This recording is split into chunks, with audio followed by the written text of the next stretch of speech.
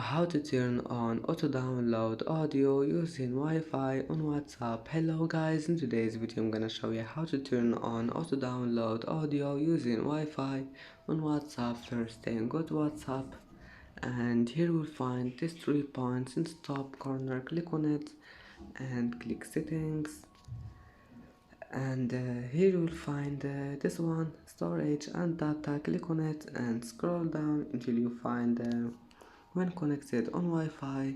Click on it and here you will find audio. Click on it if you want to turn it on and click OK.